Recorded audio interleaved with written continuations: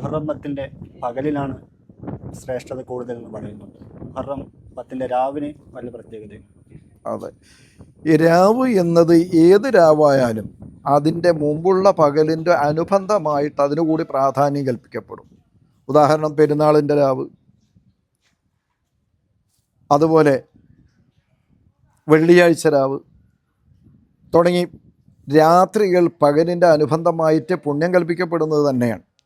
മാത്രമല്ല ദുആഇൻ്റെ ഇജാബത്ത്, ദുആക്ക് ഉത്തരം കിട്ടാൻ സാധ്യതകൾ കൂടെ ഉള്ള രാവുകളിലൊക്കെ ഇത്തരം രാവുകൾ എണ്ണപ്പെട്ടതായിട്ടുമുണ്ട്.